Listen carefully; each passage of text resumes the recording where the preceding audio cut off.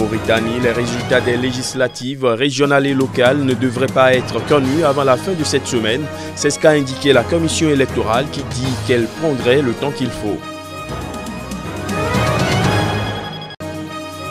Au Mali, le Premier ministre Soumeïlou Boubèye Maïga a été reconduit par le président Ibrahim Boubacar Keïta, tout juste investi pour un second mandat de 5 ans. Il est chargé de former un nouveau gouvernement.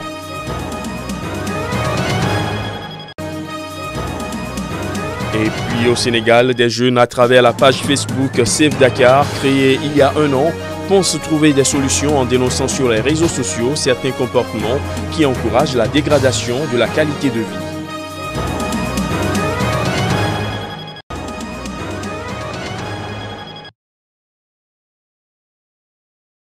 L'opposition mauritanienne dite radicale a dénoncé des actes d'intimidation et de fraude exercés par le parti au pouvoir et l'administration sur la CENI pour retarder et modifier les résultats des élections.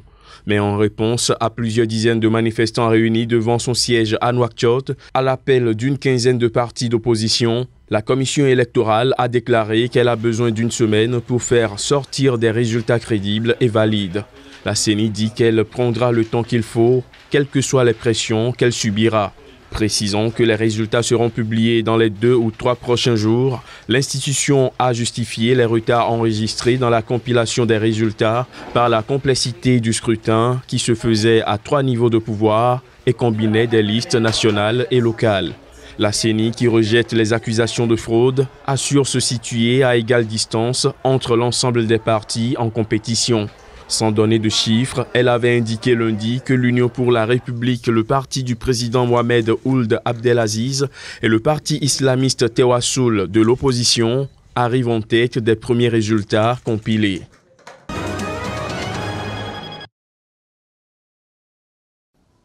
Soumeïlou Boubèye Maïga, nommé à la tête du gouvernement depuis le 30 décembre 2017, a été reconduit et chargé de former un nouveau gouvernement par le président Ibrahim Boubacar Keïta, investi pour un second mandat.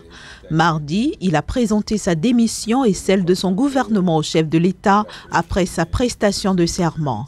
Ancien ministre de la Défense et figure de la vie politique malienne, Soumeïlou Boubèye Maïga avait prôné la réconciliation nationale et la mobilisation contre les djihadistes lors d'une rare tournée en mars dans le nord et le centre du pays, toujours confrontés aux violences. Considéré comme un stratège, Soumeïlou Boubèye Maïga a eu un rôle déterminant dans la victoire d'Ibeka en redonnant confiance au camp présidentiel face au candidat de l'opposition Soumaïla Cissé. Ibrahim Boubacar Keïta et son premier ministre auront pour tâche prioritaire la relance de l'accord de paix conclu en 2015 avec l'ex-rébellion à dominante Touareg. Un accord dont la mise en œuvre accumule les contretemps, favorisant ainsi la propagation des violences du nord du Mali vers le centre, mais aussi vers le Burkina Faso et le Niger voisin.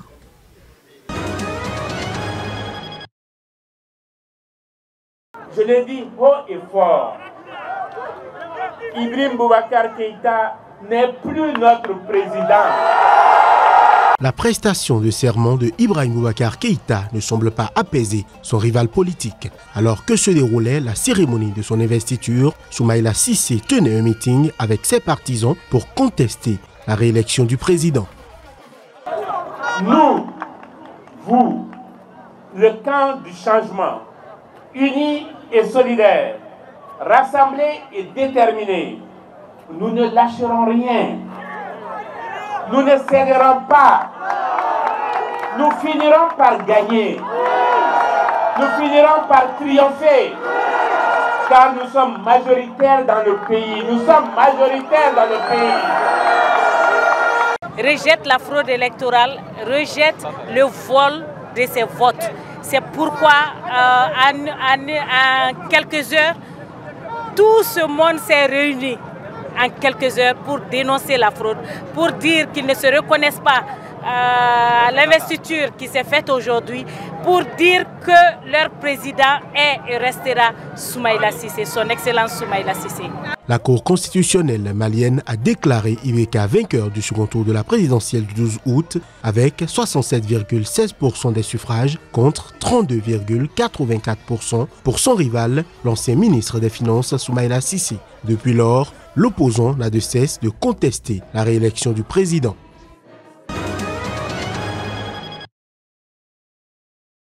L'accès menant au ministère a été fermé mardi après-midi par des barrages de la police anti-émeute avant le début du rassemblement. La police a ensuite lancé des bombes lacrymogènes vers les manifestants. Le Front de résistance nationale FRN, une coalition de l'opposition devant le ministère de l'Intérieur, a été interdit par le préfet, selon l'opposition qui a dénoncé un arrêté illégal et anticonstitutionnel. Un test de 2011 interdit les manifestations dans ce périmètre à Dakar. Plusieurs responsables de l'opposition ont été arrêtés. Voilà une illustration encore de la dictature rampante qui est au Sénégal. De l'ennemi plus rampante, elle est réelle. Des députés, Mohamed Diop Decroix s'est fait arrêter, Alassane Sall s'est fait arrêter devant nous, brutalisé. Comment vous avez un député du peuple sénégalais que les forces de l'ordre embarquent comme ça de la manière la plus ignoble, brutale, c'est pas normal. Macky Sall est un dictateur et ça ne va pas passer. Le Front de résistance nationale FRN a pris l'initiative de ce rassemblement pour la confirmation des candidatures à la présidentielle de 2019 de Karim Wade et de Khalifa Sall, deux responsables de l'opposition dont la participation à ce scrutin est menacée par des décisions de justice. Le FRN réclame aussi la mise en place d'une autorité indépendante pour organiser les élections en 2019 à la place du ministère de l'Intérieur dont le chef Ali Ngoï Ndiaye, membre du parti présidentiel, est accusé de partialité. Il exige aussi l'accès au fichier électoral pour tous et le retrait de la loi sur les parrainages, une nouvelle disposition visant, selon le gouvernement, à limiter le nombre de candidatures à la présidentielle pour une meilleure organisation. Une centaine de prétendants se sont déjà manifestés pour ce scrutin.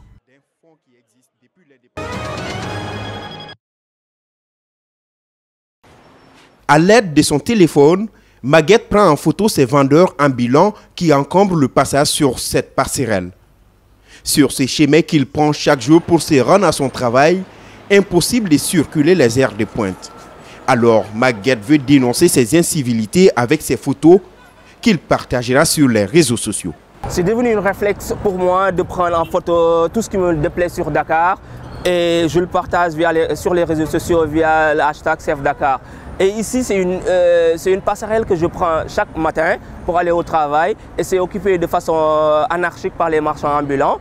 Et le soir, en rentrant, c'est occupé de telle sorte qu'on ne peut plus passer.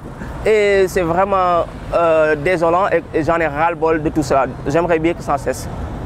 Saleté, pollution, circulation et incivilité, voilà ce que dénonce le collectif Save Dakar créé il y a un an. Le site cartonne, presque 15 000 personnes sont abonnées rien que sur Twitter. Ils postent quotidiennement des photos pour pointer du doigt la dégradation de la vie à Dakar. Nous, on dénonce. Est-ce que de la part des autorités, ils réagissent? Oui. Par exemple, sur ces photos, il y a une lampadaire qui a failli tomber sur les citoyens. Et on l'a posté sur Twitter. Il y avait tellement de retweets que les agents de la Sénélec eux-mêmes nous ont contactés pour nous demander le lieu pour qu'ils puissent régler le problème.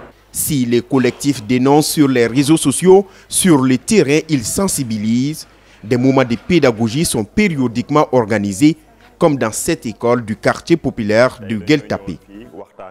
Je leur dis de ne pas jeter leurs détritus par terre. S'ils voient des adultes qui sont en train de jeter des détritus par terre, qu'ils leur disent de le mettre dans les poubelles. Et on a parlé aussi du civisme, du patriotisme. Save Dakar continue de grandir. Pour les initiateurs, il espère occasionner une prise de conscience générale au niveau des politiques et des populations.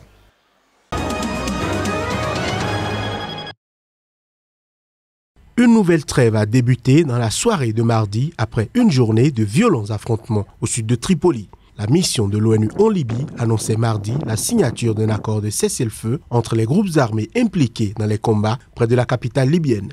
L'ONU n'a pas précisé le lieu de la réunion, mais selon des sources proches des pourparlers, elle s'est tenue à Zawiya, à moins de 50 km à l'ouest de la capitale. Tenu sous l'égide de l'envoyé spécial de l'ONU en Libye, Ghassan Salamé, l'accord a été conclu et signé pour mettre fin aux hostilités, protéger les civils et sauvegarder les biens publics et privés. L'accord prévoit également la réouverture du seul aéroport international en service près de Tripoli, fermé depuis le 31 août en raison des combats. Étaient présents à ces pourparlers des officiers militaires et les chefs des différents groupes armés présents dans et autour de la capitale, ainsi que le ministre de l'Intérieur et d'autres représentants du gouvernement d'union nationale reconnus par la communauté internationale. Déjà la semaine dernière, un accord de cessez-le-feu avait été annoncé par des dignitaires, mais il n'avait été respecté que pendant quelques heures. Depuis le début des hostilités sur le territoire libyen, les combats ont fait au moins 50 morts et 138 blessés et ont déplacé plus de 1800 familles.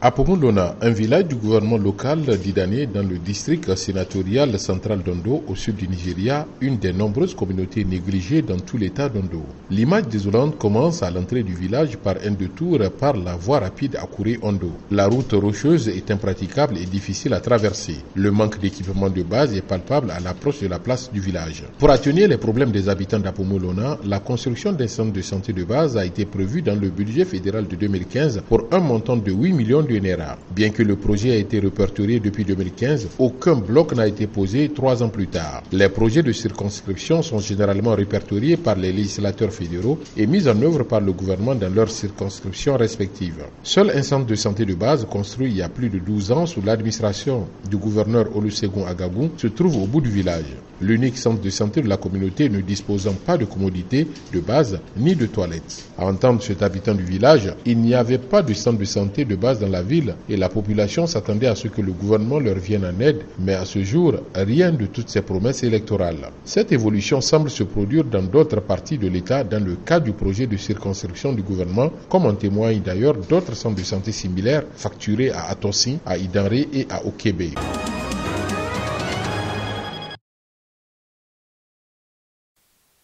Nouveau coup dur pour Luis Inácio Lula da Silva. Le colister et probable remplaçant de l'ancien président brésilien est sous le coup d'une accusation de corruption. Fernando Haddad est accusé de faits présumés de corruption liés à sa campagne pour les municipales de 2012. Le parquet l'accuse d'avoir reçu 2,6 millions de reais, soit près d'1 million d'euros au taux de change de l'époque, de la part d'une entreprise du bâtiment pour payer une dette liée à la campagne électorale de 2012 qui lui a permis d'accéder au poste de maire de Sao Paulo. Toujours selon le parquet, l'entreprise en question espérait en retour obtenir des faveurs dans l'obtention de marchés publics. Des allégations refutées par le service de presse de Fernando Haddad qui dénonce une accusation sans preuve fondée sur la délation d'un cadre de l'entreprise qui raconte des histoires selon ses intérêts. Condamné pour corruption, l'accusateur aurait noué un accord de collaboration avec la justice dans l'espoir d'une remise de peine. Fernando Haddad, 55 ans, risque l'inculpation si une mise en accusation est considérée recevable par le juge chargé de l'affaire. Candidat à la vice-présidence sur le ticket de Luis Inácio Lula da Silva, dont la candidature a été invalidée vendredi par la justice électorale, Haddad est pressenti pour le remplacer en tant que candidat officiel du Parti des travailleurs.